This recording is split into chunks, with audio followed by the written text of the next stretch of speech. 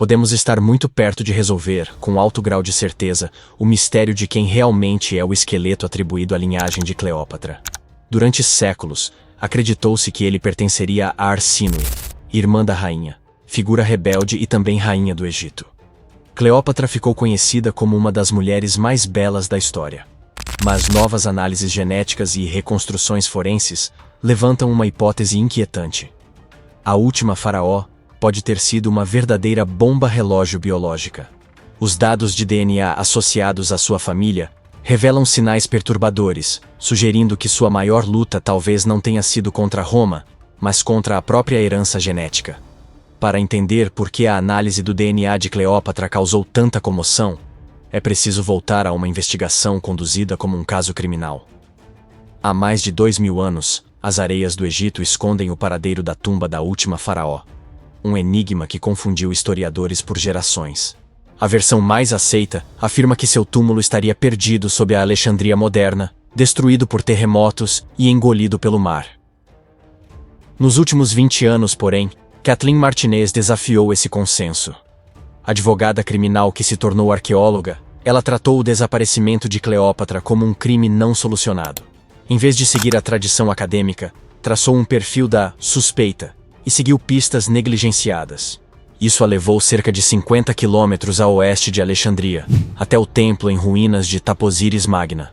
Em 2022, a escavação revelou algo extraordinário. Um túnel monumental escavado diretamente na rocha, com mais de 1.300 metros de extensão, cerca de 1,80 metros de altura, e alinhado em direção ao Mediterrâneo. Submersa em lama e água, a estrutura é considerada um feito de engenharia comparável ao famoso túnel de Eupalinos, na Grécia Antiga. Escavar tão profundamente em rocha instável não faria sentido para um local irrelevante. A obra indica importância estratégica e simbólica. A descoberta de um porto submerso próximo reforça a ideia de que o local não era um templo isolado, mas um centro ativo, parte de uma paisagem hoje submersa e pouco conhecida da história humana. Para Martinez, a explicação é simples e sombria. Cleópatra não estava apenas se preparando para morrer, mas para desaparecer. Ela queria evitar a humilhação de ser exibida como troféu por Otaviano, ser enterrada ao lado de Marco Antônio e eternizada como a encarnação da deusa Ísis, em um túmulo impossível de ser profanado. Outras descobertas tornaram essa hipótese ainda mais inquietante. Em tumbas escavadas no complexo, arqueólogos encontraram múmias com amuletos de ouro no lugar das línguas. Para os antigos egípcios, essas línguas de ouro permitiam falar com Osíris no além, garantindo eloquência diante do deus do submundo. Martinez acredita que esses mortos não eram sepultamentos aleatórios, mas membros do círculo íntimo de Cleópatra, enterrados ali para anunciar a chegada da rainha. Isso sugere que o local não é apenas um cemitério, mas uma necrópole real, um espaço preparado para recebê-la. Embora a tumba ainda não tenha sido aberta, as evidências já apontam para uma verdade obscura sobre sua dinastia. E talvez não seja necessário encontrar o corpo de Cleópatra para compreender quem ela realmente foi. Os ossos de sua irmã, que ela própria mandou executar, podem ser a chave final para decifrar o enigma genético da última faraó, a rival de sangue. Para compreender os mortos encontrados em Taposiris Magna, primeiro precisamos entender a implacabilidade da mulher a quem serviram. A história lembra Cleópatra como uma sedutora, mas sua árvore genealógica se assemelhava mais a um tanque de tubarões. E sua maior ameaça não era um general romano. Era sua própria irmã mais nova, Arsínoe IV. Essa relação foi definida por uma ambição pura e tóxica. Quando Cleópatra foi exilada, foi Arsínoe quem assumiu o trono. Quando Júlio César chegou ao Egito, foi Arsínoe quem liderou o exército contra ele. Ela era uma princesa guerreira que conseguiu, de fato, encurralar César dentro do palácio. Mas a história é escrita pelos vencedores. Arsínoe acabou sendo capturada, arrastada para Roma e forçada a marchar acorrentada durante o desfile triunfal de César. As multidões romanas chegaram a chorar por ela. Uma adolescente algemada. Essa comoção salvou sua vida. Ela foi exilada para o templo de Ártemis, em Éfeso, na atual Turquia. Ela achou que estava segura. Acreditou que o solo sagrado a protegeria. Estava enganada. Em 41 a.C., Cleópatra convenceu Marco Antônio a fazer o impensável. Ele enviou assassinos até os degraus do templo. Eles arrastaram Arsínoe para fora e a assassinaram. Foi um escândalo que abalou o mundo antigo. Mas para nós, 2000 anos depois, isso forneceu um local. Sabíamos exatamente onde o crime havia ocorrido. Por séculos, acreditamos que Arsínoe estava perdida para a história. Até o início do século XX, quando arqueólogos em Éfeso encontraram um túmulo único conhecido como o Octógono. Dentro dele havia um esqueleto. Os ossos pertenciam a uma pessoa jovem. Durante décadas, se a teoria estivesse correta, esses poderiam ser os restos mortais de Arsínoe IV. A cronologia batia. O local batia. A idade também. Se aquele esqueleto fosse de Arsínoe, então, tínhamos o código genético de Cleópatra. Poderíamos finalmente responder às perguntas sobre sua etnia, sua saúde, sua linhagem. Tínhamos o mapa da biologia da rainha.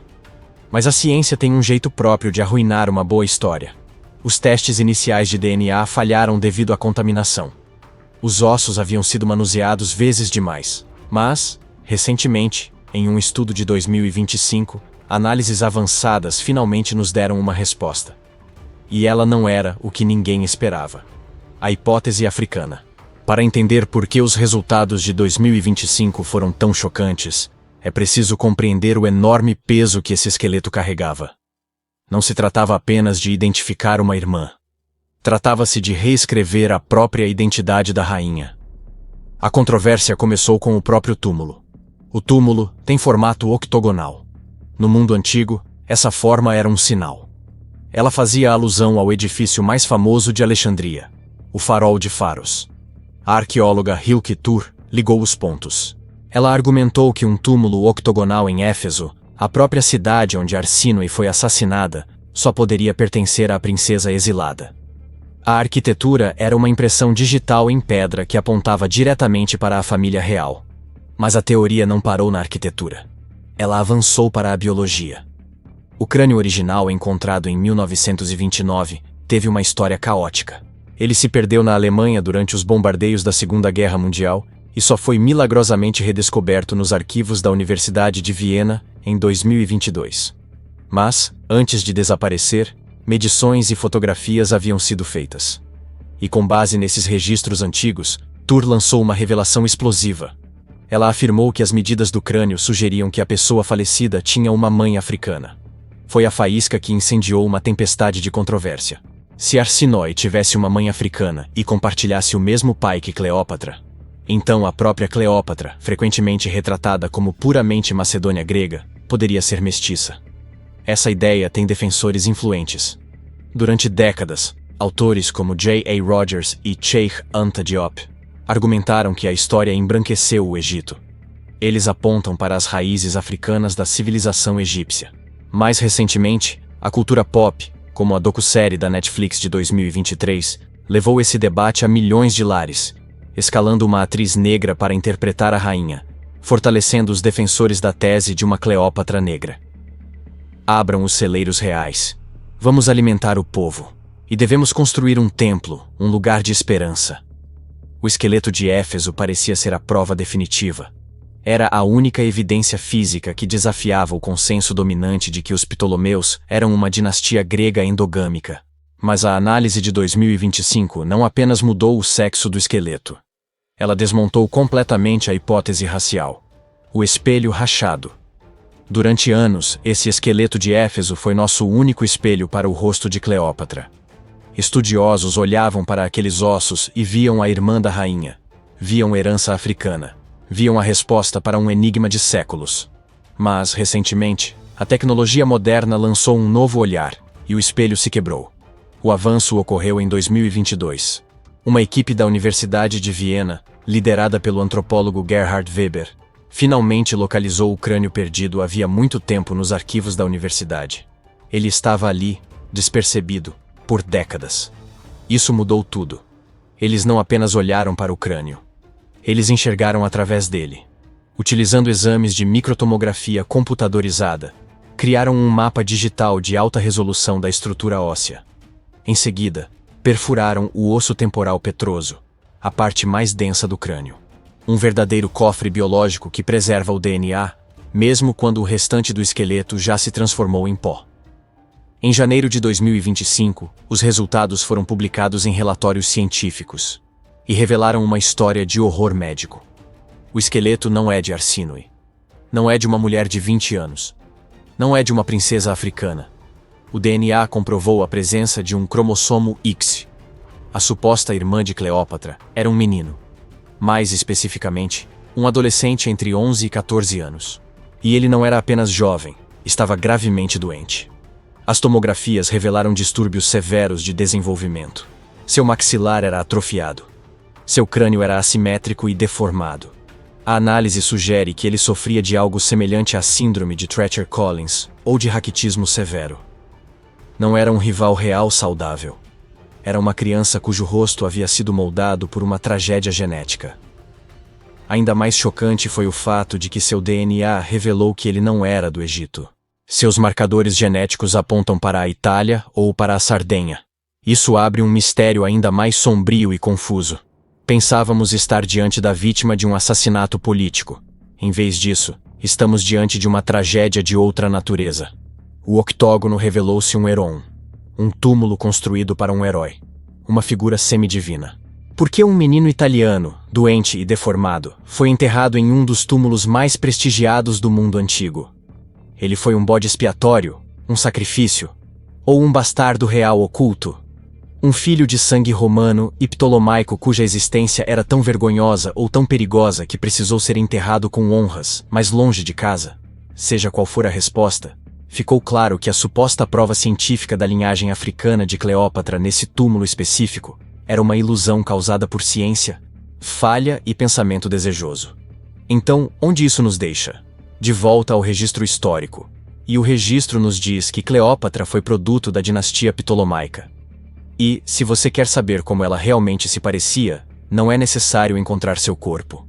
Basta olhar para a aterradora árvore genealógica que ela escalou para chegar ao trono.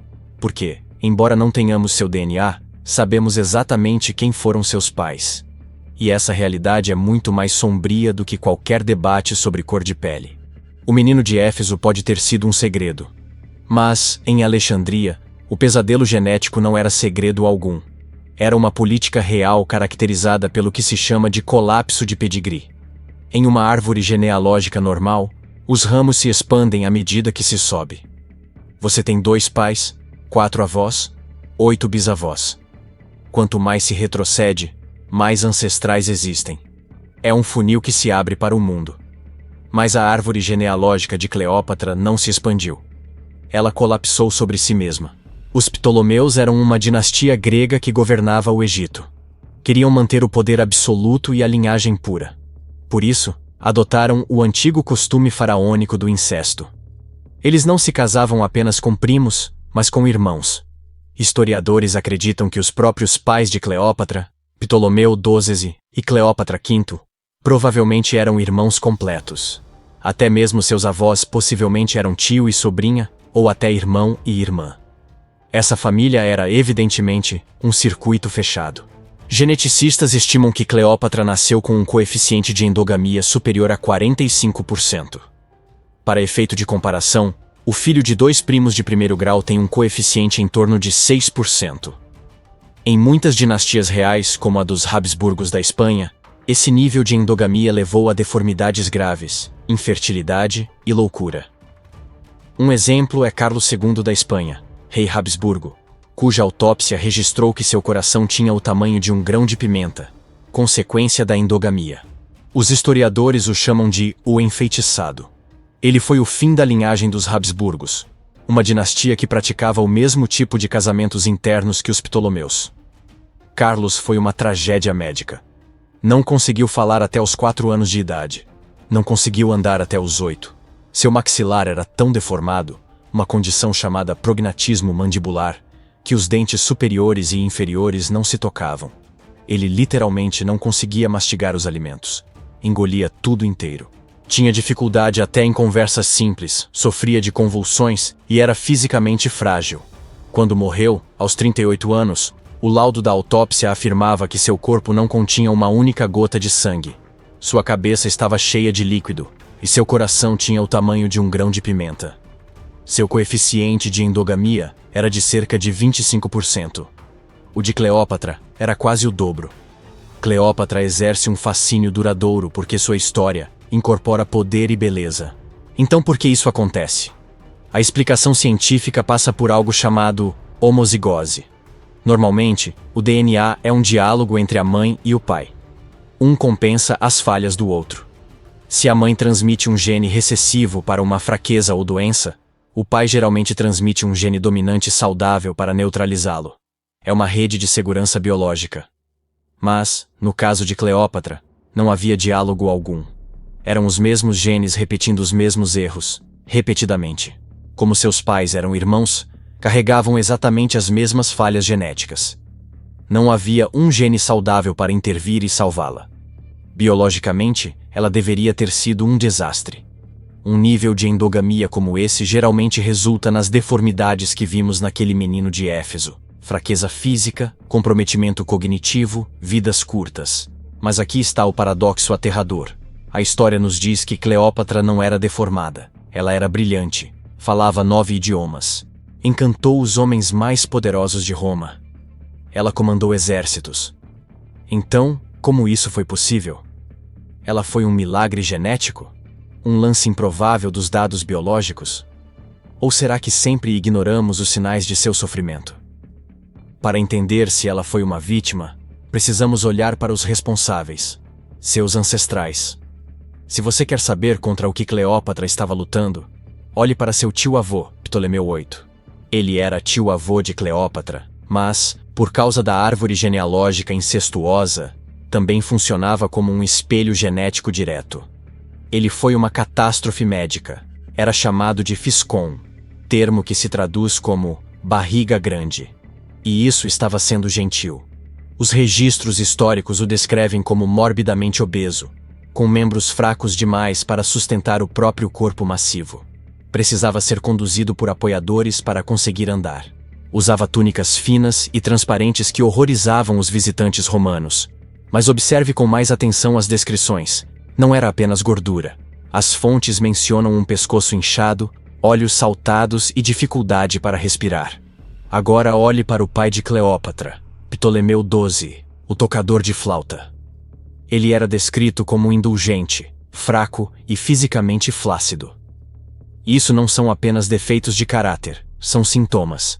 Historiadores médicos modernos, ao analisar a dinastia ptolomaica, veem um padrão de distúrbios metabólicos genéticos. Veem evidências de condições fibróticas que afetam múltiplos órgãos. Veem uma linhagem familiar assolada por obesidade e letargia. E mais aterrador ainda, veem os marcadores da doença de Graves, um distúrbio autoimune que ataca a tireoide. Ela provoca esoftalmia, olhos saltados e bócio, o inchaço do pescoço. E é aqui que o diagnóstico se torna assustador. A doença de Graves não afeta apenas a aparência, ela afeta o comportamento. Ela inunda o corpo com hormônios da tireoide, criando um estado de hiperestimulação. Os sintomas incluem energia maníaca, fala acelerada, insônia e comportamentos erráticos de alto risco. Isso soa familiar? Historiadores sempre exaltaram a vitalidade inesgotável de Cleópatra. Dizem que ela trabalhava a noite toda, que estava sempre em movimento. Enquadramos isso como genialidade. Mas antropólogos médicos agora fazem uma pergunta mais sombria. A energia lendária de Cleópatra era, na verdade, um sintoma? O fogo dentro dela era o resultado de uma tempestade genética da tireoide herdada de seu tio? Cleópatra nunca esteve tão segura de si quanto pareceu estar. Vamos olhar para as evidências físicas que realmente temos, começando pelas moedas. Quando analisamos os tetradracmas de prata cunhados durante seu reinado, vemos os traços familiares se manifestando. Cleópatra tem o nariz ptolomaico, forte, curvado, aquilino. Tem um queixo proeminente e projetado. Tem um pescoço espesso. Essas não são as feições de uma rainha delicada. São as feições de uma sobrevivente. Mas, sob a superfície, a bomba genética estava armada. A linhagem ptolomaica era atormentada por fibrodistrofia e problemas de densidade óssea. Em populações altamente endogâmicas, a estrutura esquelética costuma enfraquecer.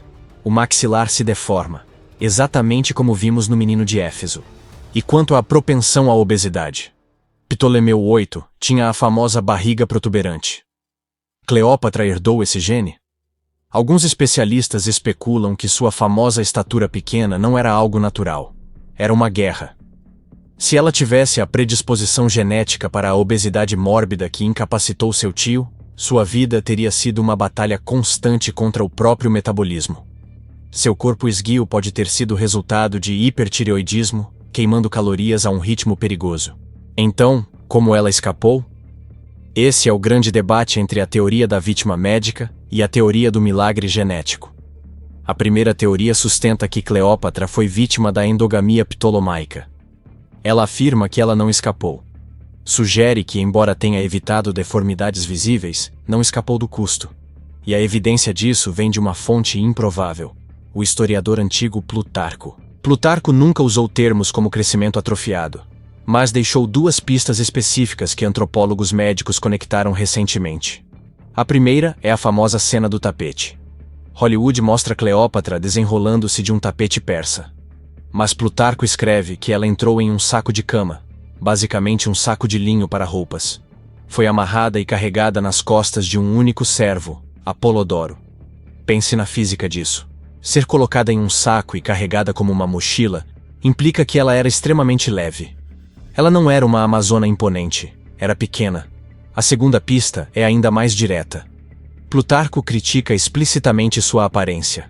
Em Vida de Antônio, ele escreve que sua beleza por si só não era tão notável. Ele insiste que seu poder vinha de sua voz e de seu caráter, não de seu corpo. Quando se sobrepõem essas pistas antigas a um coeficiente de endogamia de 45%, pequena começa a se parecer muito com restrição de crescimento. Essa teoria sugere que sua baixa estatura não era apenas um traço físico, era um sintoma. Ela propõe que Cleópatra era fisicamente frágil, talvez lutando contra um corpo que tentava falhar, e que usou o intelecto para compensar a falta de imponência física. A segunda teoria segue na direção oposta, e é ainda mais desconcertante. Na genética, existe o conceito do lance de dados. Mesmo com um coeficiente de endogamia de 45%, é estatisticamente possível, embora raro, herdar os genes saudáveis. Vamos considerar as probabilidades. Os irmãos de Cleópatra eram fracos. Seu irmão, Ptolomeu XIII, era um fantoche infantil que se afogou no Nilo. Sua irmã, Arsínoe, foi capturada e morta. O menino de Éfeso, uma possível ligação com Cleópatra, era deformado. E ainda assim, Cleópatra viveu até os 39 anos. Teve 4 filhos, provando que era fértil, algo que geralmente é a primeira coisa a desaparecer em linhagens endogâmicas. Ela comandou uma frota naval em batalha. Pode ter sido uma sobrevivente em mosaico.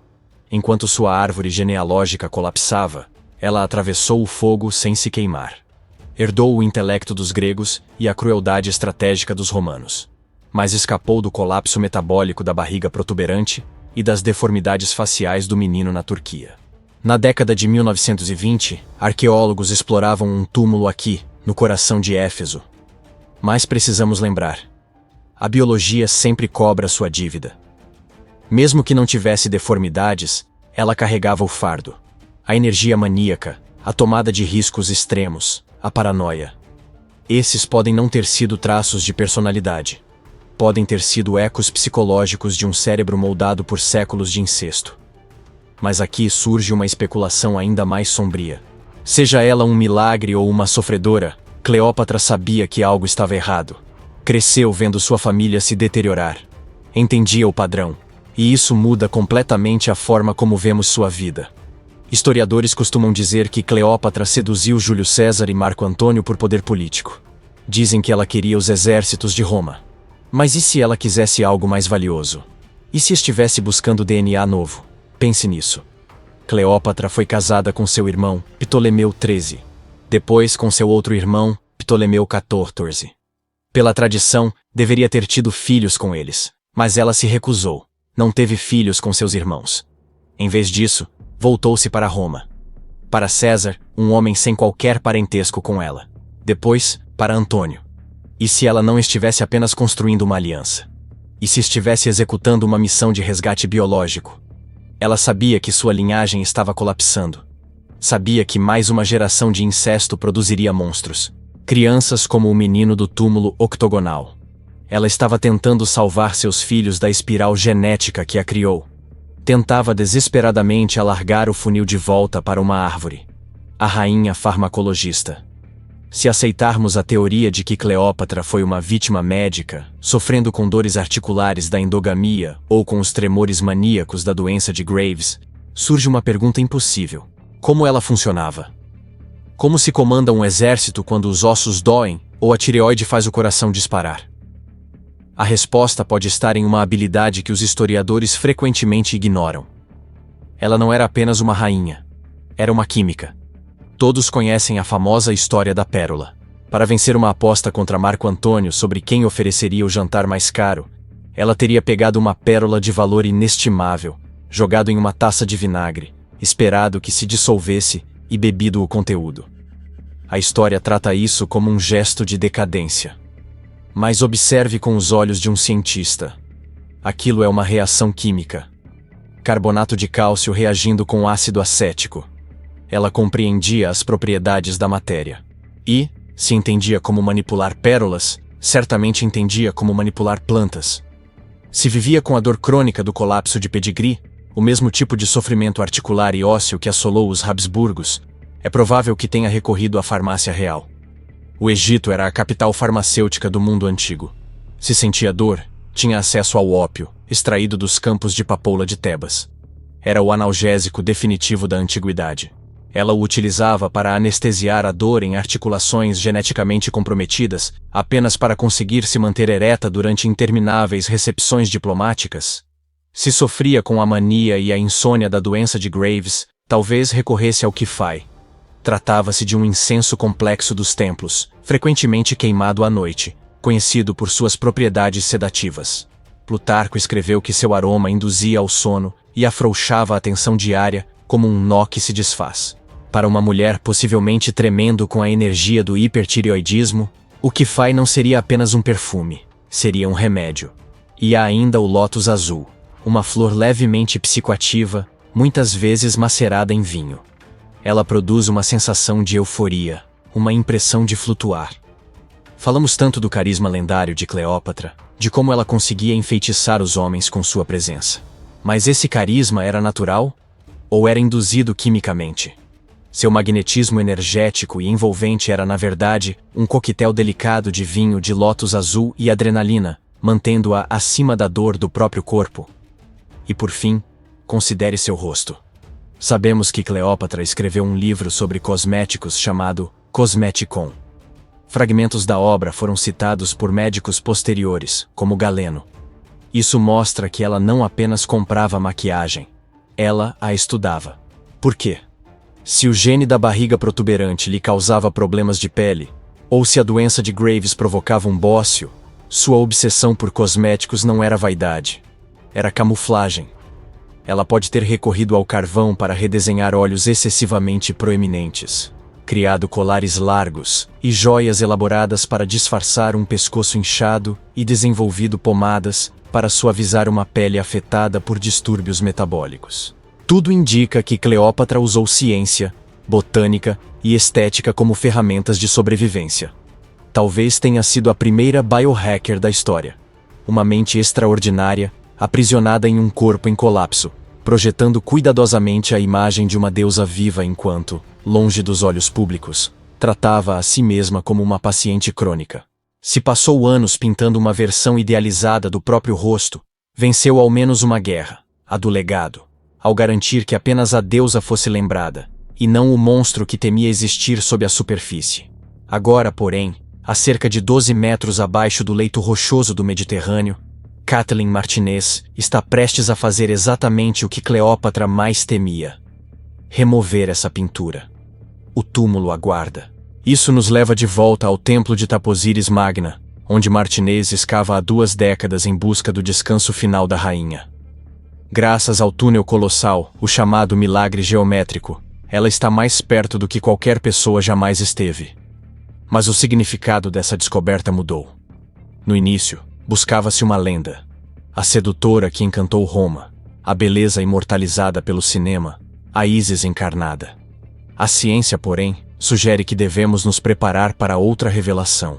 Se Martínez romper a última barreira e encontrar o sarcófago, não estará apenas revelando uma rainha, mas um arquivo médico. Pode emergir uma mulher de baixa estatura, frágil, ocultando dores profundas sob uma máscara cuidadosamente construída. Alguém menos próxima de uma estrela de cinema e mais parecida com uma sobrevivente, que enfrentou Roma com a inteligência, enquanto lutava contra o próprio DNA com sua farmácia pessoal. Encontrar Cleópatra não reescreverá apenas a história política do mundo antigo, mas também a biologia. Responderá, enfim, se ela foi um milagre genético que escapou de uma maldição dinástica ou uma governante que sofreu em silêncio enquanto desafiava todas as probabilidades. Por enquanto, o túnel permanece em silêncio. Os sequenciadores de DNA aguardam, e o fantasma da última faraó ainda guarda seus segredos. Mas uma coisa já é clara. A realidade de Cleópatra é muito mais complexa e muito mais perturbadora do que o mito que aprendemos a admirar. Talvez fosse exatamente assim que ela queria. A pergunta que fica é simples e inquietante. Se o túmulo for aberto amanhã, qual Cleópatra surgirá? O milagre genético ou a vítima médica que governou apesar de tudo?